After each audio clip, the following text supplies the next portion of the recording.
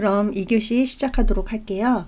우리 이제 앞에서 진단 용어 이제 살펴보고 있었고요. 자, 이어서 페리톤실러 압세스, 그 다음에 하이퍼트로피 오브 톤실, 네크로타이징 진지바이티스, 페로타이티스, 그 다음에 에피데믹 페로타이티스. 그래서 에피데믹이라는 말은 유행이라는 말이라고 말씀드렸었죠. 그래서 우리 이제 그 볼거리 멈프스를 유행성 이하선염이라는 단어를 쓰거든요.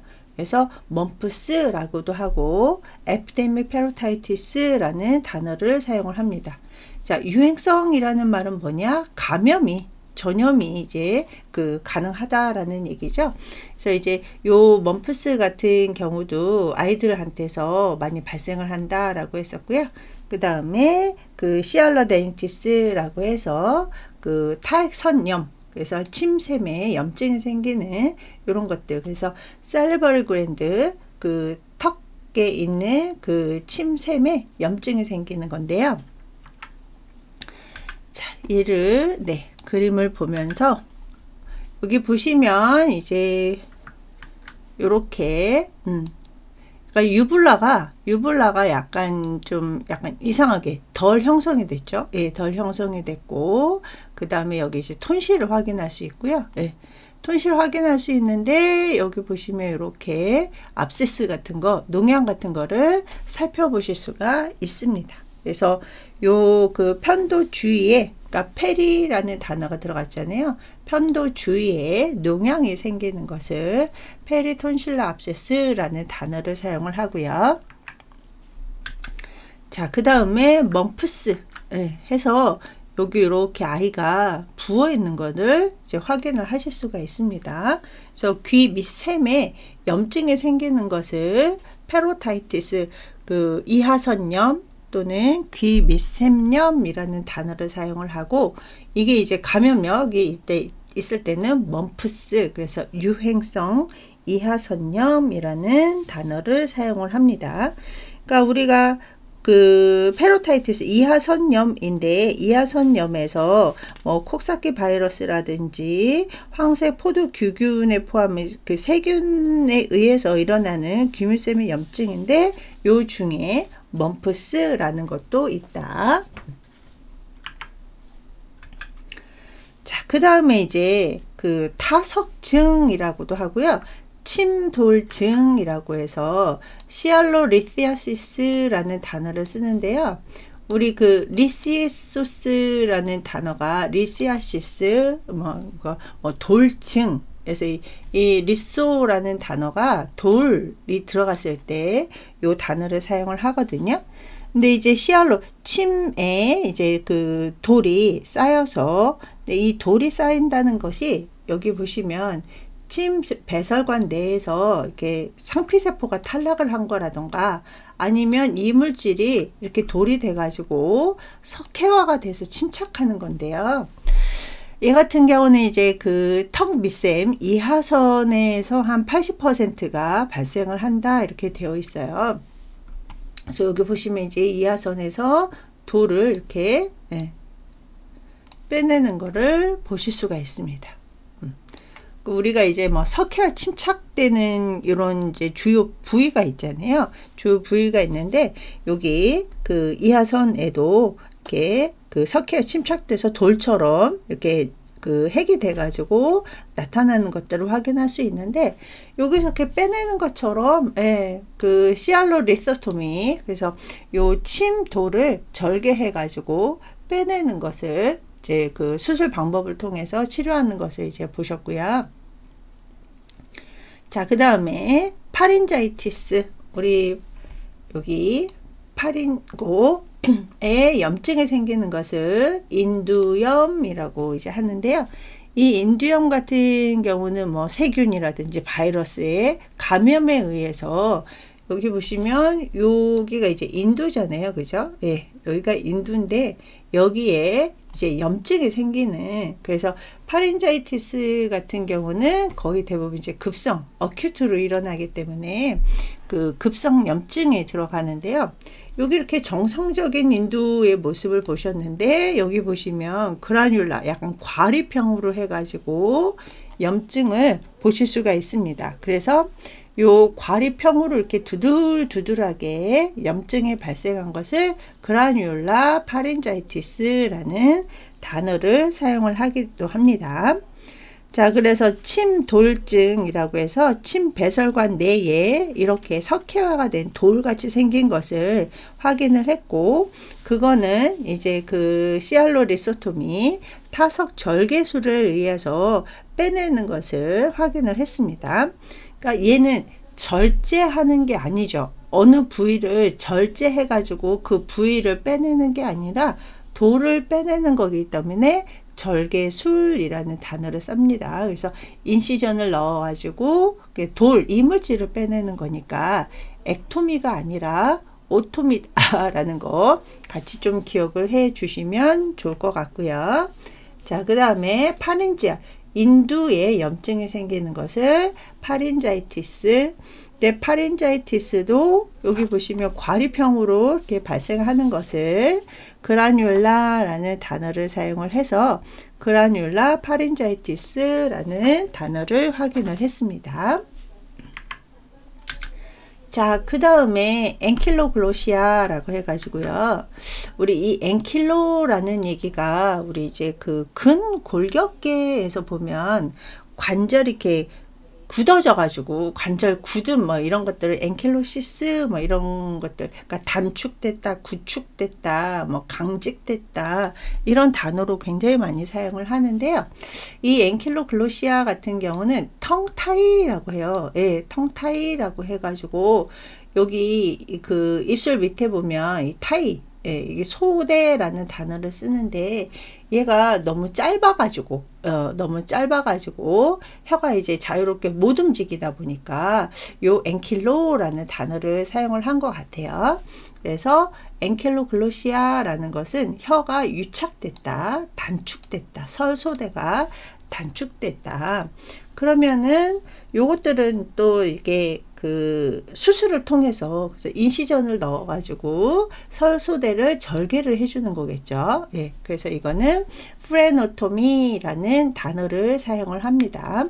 그래서 여기 도구가 있죠. 예, 도구로 확인을 하실 수가 있습니다. 도구를 통해 가지고 이 설소대를 이렇게 쭉 이렇게 움직일 수 있게끔 그 절개해주는, 소대를 절개해주는 이런 치료 방법. 그래서 입안이라든지 입술이라든지 에 문제가 발생하는 이런 것들. 근데 얘 같은 경우는 이제 거의 대부분 이제 선천적인 질환이겠죠. 그죠? 그러니까 잘 있다가 갑자기 뭐 소대가 이제 뭐 유착이 된다던가 뭐 입술이 갈라진다던가 입천장이 갈라진다던가 이러지는 않잖아요. 그러다 보니까 이제 거의 이제 대부분이 이제 그 선천적인 질환. 그래서 선천적인 질환은 처음에 이렇게 이제 수술을 통해 가지고 정상적인 생활을 할 수 있도록 도와주는 거다라고 기억을 해주시면 될 것 같고요. 자, 그 다음에 클레프트 팰럿.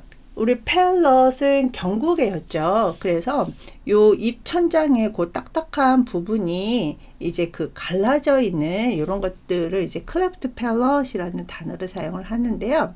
이 클레프트 팰럿 같은 경우는 이제 태생기에, 그러니까 처음에 태어났을 때 위턱에 있는 돌기로부터 발생을 해가지고 우리 팰럿 그 경구개가 이렇게 갈라져 있는 기형이거든요. 네, 그래서 얘 같은 경우도 여기 보시면 요 위에 있는 입천장이 이렇게 갈라져 있죠. 이게 혀고요. 여기도 여기 보시면 입천장이. 근데 이 아이 같은 경우는 이제 입술까지 이렇게 되어 있고요. 그러니까 이 클레프트 팰럿 같은 경우는 이 클레프트 팰럿은 경구개가 갈라지는 건데 요 아이 같은 경우 이제 입술까지도 이렇게 문제가 발생한 것을 확인을 하실 수가 있습니다. 그래서 이 위턱 돌기가 이제 갈라지는 요것을 성형수술을 해줘야 되겠죠. 그래서 팰러토플라스티, 우리 플라스티라고 하면 성형술이라는 그 전미사잖아요. 그래서 그 팰럿 그 경구개를 성형 수술을 해줘가지고 이제 삼킴 장애라든지 아니면 씹기 장애 이런 것들을 조금 괜찮게 이제 정상적으로 이제 식사할 수 있도록 해주는 건데, 이 클레프트 팰럿 같은 경우는요, 주로 이제 서양인보다는 동양인에게 더 많대요. 이 클레프트 팰럿이. 그리고 여자아이보다는 좀 남자아이한테 더 많이 발생을 한다. 근데 이게 예전에는 그래도 저 병원에 있을 때는 이제 가끔 이제 봤는데, 요즘은 뭐 산모들이 워낙 이제 건강관리, 산정관리를 잘하다 보니까 요즘에는 많이 못 봤던 것 같아요. 자, 그 다음에 클레프트 립이라고 해서, 네, 클레프트 립 또는 뭐 하이어 립이라고 해가지고 뭐 입술 갈림증, 구순열이라는 단어를 사용을 하는데요.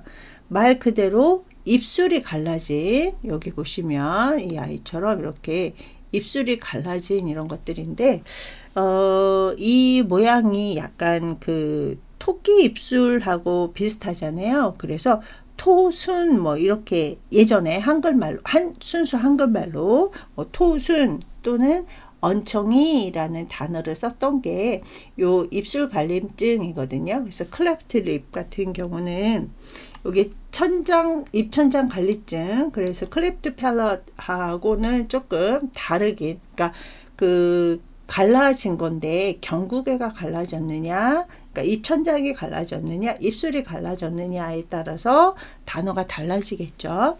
근데 얘같이 이제 입술 갈림증과 함께 빈도가 가장 높았던, 그러니까 예전에 이제 빈도가 가장 높았던 기형 중에 하나, 그래서 뭐 언청이 수술한다 뭐 이런 얘기를 했었거든요. 그것을 이제 구순열이라고 하고요.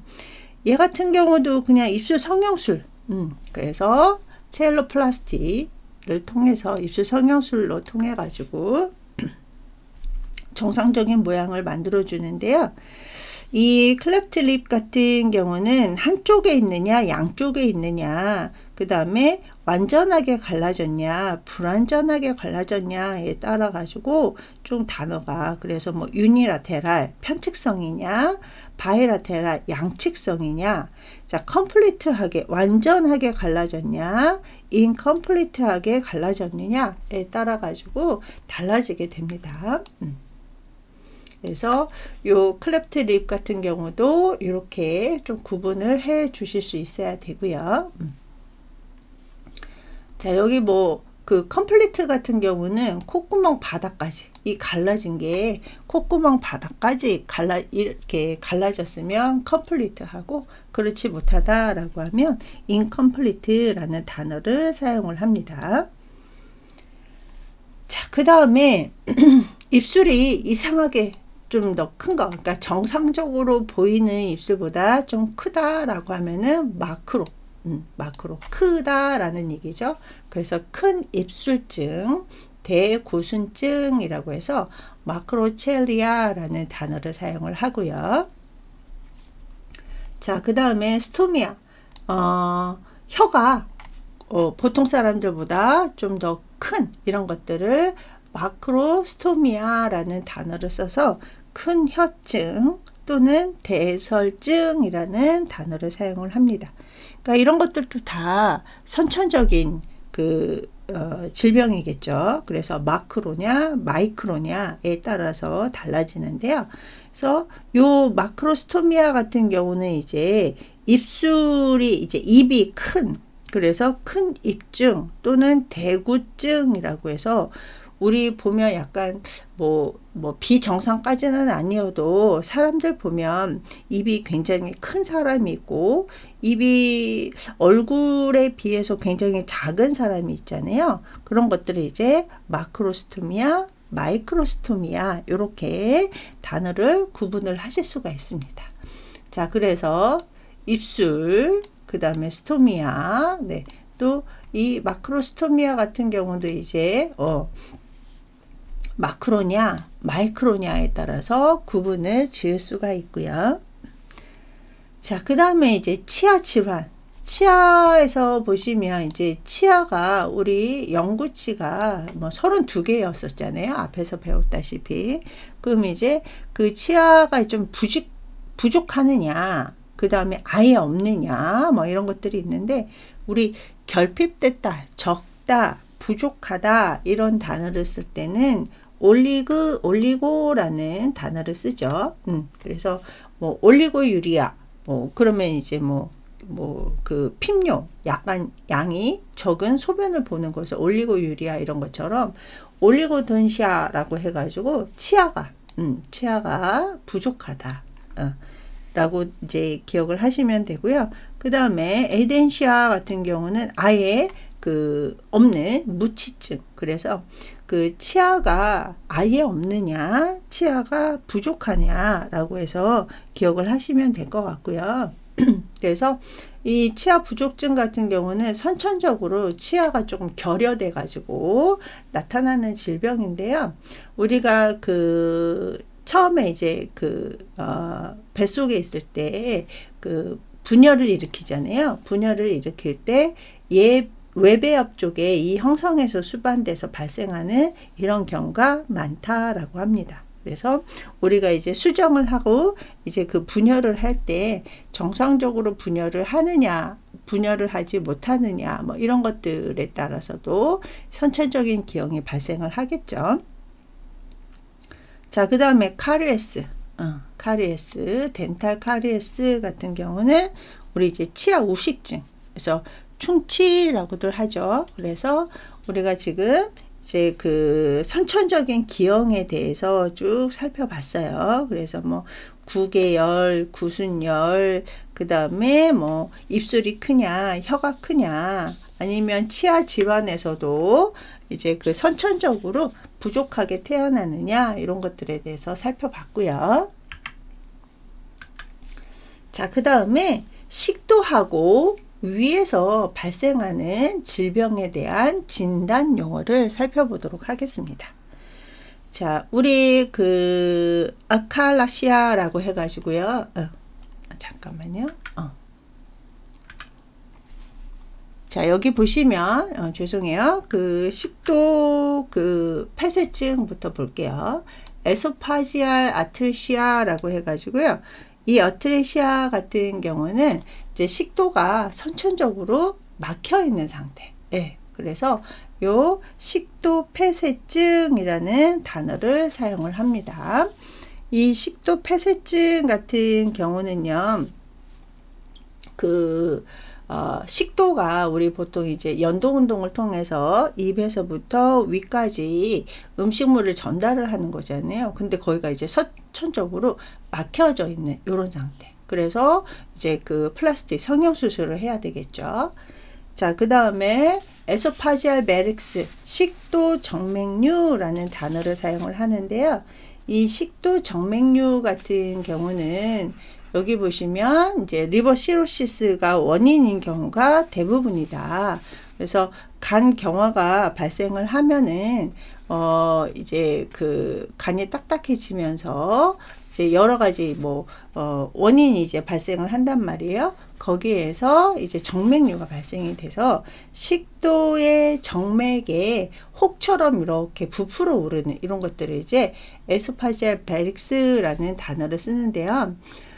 식도 정맥류 같은 경우가 이렇게 부풀어 올라 있는 상태, 그냥 그 상태면 상관이 없는데, 얘가 이제 그 출혈이 발생을 해서 식도 정맥류에 의한 출혈 뭐 이런 것들도 문제가 발생을 하거든요. 그러면은 앞에서 배웠던 멜레나라든지 이런 이제 증상들이 나타나게 되는 거고요. 자, 그 다음에 피스툴라, 누공이라고 해서 여기 보시면 식도하고 기관 사이에 새끼리, 그래서 식도하고 기관은 이제 갈라져서 식도는 음식물을, 기관은 호흡기계를, 그래서 이제 공기를 이렇게 순환하는 이런 길인데, 얘가 피스툴라, 이거 피스툴라를 누공이라는 단어도 쓰거든요. 그래서 에소파하고 식도하고 트라키아, 기관에 누공이 생긴 이런 것들을 이제 보실 수가 있습니다. 그래서 요거 같은 경우도 이제 막아줘야 되겠죠. 그죠? 자, 그 다음에 에소파자이티스라고 해서 우리 에스파고스가 식도잖아요. 식도에 염증이 생기는 것을 에소파자이티스라는 단어를 사용을 합니다. 이 식도염 같은 경우도 이제 뭐 역류성 식도염이라고 해가지고 우리 이제 위에 있는 그 위액이라든지 뭐 아니면 이제 뭐 음식물이라든지 이런 것들이 우리 구토, 보미팅을 하면서 식도에 염증을 생기는 뭐 이런 것들도 있고요. 자, 그 다음에 에소파지알 디버티큘룸이라고 해서 이 디버티큘룸이라는 단어는 개실이라는 단어를 사용을 하거든요. 네. 보통 우리가 개실 같은 경우는 그 대장, 그래서 이제 우리 결장이라고 하죠. 예, 결장 부분에 주로 발생을 해요. 이렇게 늘어져 가지고 이렇게 뭐 거기에 이제 그 염증이 생기는 것을 우리가 개실염이라는 단어를 쓰는데요. 이게 많지는 않지만 식도에 이렇게 그 늘어져서 이렇게 비정상적인 그 주머니처럼 생긴 그런 낭, 뭐 이런 것들이 발생을 하는 것도 보실 수가 있습니다. 근데 요 식도 개실 같은 경우는 아무래도 좀 나이 드신 분들이 많이 발생을 하고요. 전반적으로 디버티큘럼은 이제 그 결장에서 많이 발생을 해요. 자, 그러면 여기, 그 피스툴라가 발생한 것은 이렇게 누공이죠. 그죠? 예, 여기 에스파거스 식도가 있고요. 트라키아 기관이 있는데 원래는 여기가 이렇게 막혀 있어야 되는데 피스툴라 누공이 생기면서 이렇게 음식을 먹으면 기관 쪽으로 넘어가는 것을 확인을 하실 수가 있습니다. 그래서 이런 것들도 굉장히 큰 문제겠죠. 그죠? 그래서 빨리 이제 그 플라스틱 성형 수술을 이제 해줘야 되는 이런 것들이 있고요. 자, 그 다음에 이완불륜증이라고 해가지고 우리 그 연동운동을 해야 되잖아요. 네, 그래서 식도 아래쪽, 식도 하부에 그 조임근이 이완되지 않으면서 나타나는, 그러니까 잘 삼키지 못하는 이런 것들, 연동운동이 잘 안 되는 것들을 이완불능증 또는 이완못함증이라는 단어를 사용을 합니다. 네. 자, 그 다음에 하이에탈 허니아라고 해가지고 허니아가 이제 탈장이라는 뜻이잖아요. 예. 그래서 이게 이제 틈새 탈장 또는 열공 탈장이라는 단어를 쓰는데요. 이 식도가 횡격막 밑으로 이제 위가 있잖아요. 그죠? 그래서 식도가 횡격막을 통과하는 구멍을 통해서 위의 일부가 가슴 공간으로 빠져나온, 그러니까 우리 허니아 아시잖아요. 예, 허니아처럼 이렇게 빠져나온 허탈되어 있는 것을 허니아라고 하는데, 요 그 식도하고 위 사이에 있는 다이아프람 횡격막의 위쪽으로 이렇게 위 일부가 나온 것들을 하이에탈 허니아, 틈새 탈장 또는 열공 탈장이라는 단어를 사용을 하고요.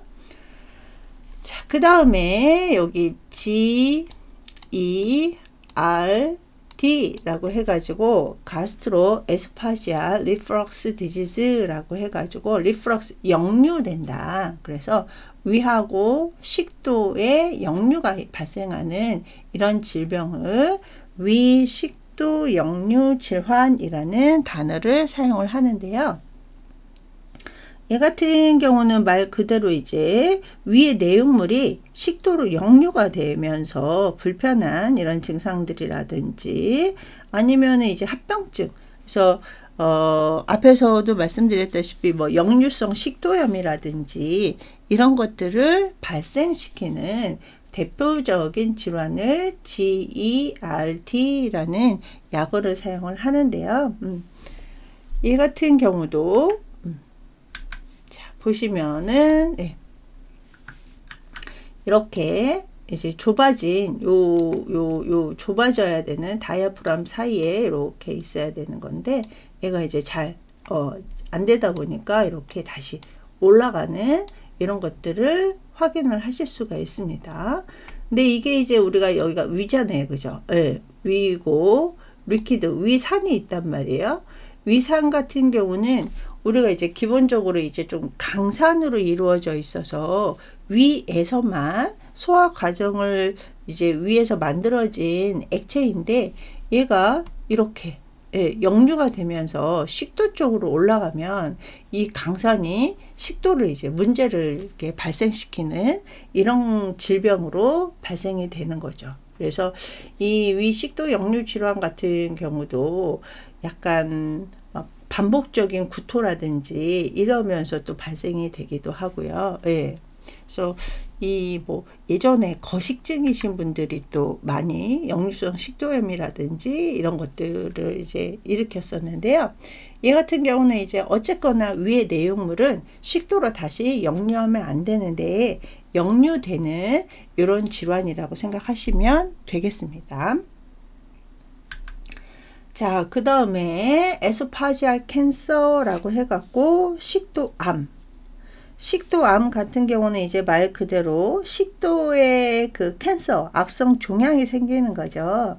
근데 이 식도암 같은 경우는 젊은 사람들보다는 그래도 조금 나이가 있으신 분, 그래서 60세 정도에서 가장 많이 발생을 하고 여성보다는 남성에게서 많이 발생한다 이렇게 되어 있는데요.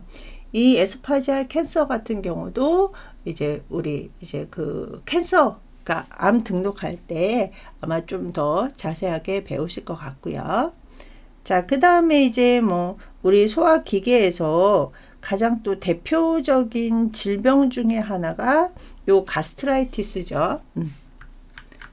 가스트릭, 위에 염증이 생기는 것을 위염. 그래서 가스트라이티스 같은 경우는 가스트릭 얼서하고 또 구분을 하실 수 있어야 됩니다. 우리 가스트릭 얼서는 위궤양이라는 단어를 살펴볼 수 있을 텐데요. 일단은 이제 가스트라이티스는 위 점막에만 염증이 발생을 하는 거예요. 그래서 이 가스트라이티스 같은 경우는 프라이머리냐, 원발성이냐, 세컨더리, 속발성이냐에 따라서 달라지게 되고요. 그러니까 이 염증이 그러니까 위에 맨 처음에 발생을 한 거냐 아니면은 다른 곳에서의 염증 때문에 2차적으로 위염이 발생을 했느냐에 따라서 원발성, 속발성으로 나뉘게 되고요. 그 다음에 급성이냐 만성이냐, 우리 급성이라는 단어는 어큐트라는 단어를 사용을 하고 만성이라는 단어는 크로닉이라는 단어를 쓰는데 이 어큐트하고 크로닉은 굉장히 많이 나와요. 네, 그래서 뭐 우리가 이제 가나다라 외우는 것처럼 어큐트, 급성, 크로닉, 만성 요거는 이제 아주 기본적인 단어이기 때문에 우리 학생들 암기하시기 바라고요. 그래서 모든 질병이 뭐 급성이냐 만성이냐 이렇게 나뉘게 되죠. 자, 그래서 가스트라이티스 위염을 살펴봤고요. 자, 그 다음에 얘는 또 나눠 볼까요? 가스트로 듀오데나이티스, 듀오데노아이티스 이렇게 구분을 좀 해 보겠습니다. 가스트로 위, 듀오데노 12지장. 그래서 위하고 12지장의 염증이 발생은, 그러니까 위 바로 밑에가 이제 12지장이잖아요. 예, 그러다 보니까 위하고 12지장이 같이 염증이 생긴 것을 우리가 보통 위 12지장염, 그래서 가스트로 듀오데나이티스라는 단어를 사용을 합니다. 그래서 위 12지장염 또는 위 샘창자염, 우리 12지장 앞에서 배웠죠. 그죠? 예, 그래서 위에서 바로 밑으로 내려가는 손가락 마디의 12마디의 길이다라고 해서 12지장, 또는 여기에서 이제 우리 부속 기관에서 소화효소라든지 이런 것들 샘이 이제 많이 나오기 때문에 연결되어 있기 때문에 샘창자라고 했었습니다. 그래서 위와 12지장의 염증이 생기는 것을, 그러니까 우리가 이제 머릿속으로 생각하면서 또 그 의학 용어를 또 연상을 하셔야 되겠죠. 그래서 가스트로 듀오데나이티스라고 하면은 위와 십이지장의 염증이구나. 자, 그러면 또 여기 볼까요? 가스트로 엔테라이티스라고 해서 여기 보시면 가스트로 위, 그 엔테리 해가지고 소장 해서 그 가스트로 엔테라이티스라고 하면은 위하고 소장에 염증이 생기는, 그래서 우리가 보통 위장병이라는 단어를 쓰잖아요. 네, 그래서 위장에 염증이 생겼대, 위장병 걸렸대 라고 하는 것을 가스트로엔테라이티스라는 단어를 사용을 합니다. 그래서 염증, 그래서 위와 그 내막에, 점막에 생긴 급성 염증을 얘기를 하고요. 뭐 이렇게 뭐 그 개별적으로 이렇게 위염, 장염 이렇게 발생을 하기도 하고요. 그 다음에 위와 장에 동시에 이렇게 발생을 하면은 이렇게 뭐 가스트라이티스, 엔테라이티스, 장염은 엔테라이티스라는 단어를 쓰겠죠. 아니면은 위하고 장에 염증이 같이 생겼으면 가스트로엔테라이티스라는 단어를 사용을 합니다. 자, 그래서 이런 이제 의학 용어 같은 경우는 머릿속으로 단어를 생각을 하면 또 이렇게 합쳐서 합성을 해가지고 단어의 의미를 기억을 하시면 더 기억이 오래 가겠죠. 그죠? 네. 자, 2교시는 여기까지 하시고요. 또 잠깐 쉬도록 하겠습니다.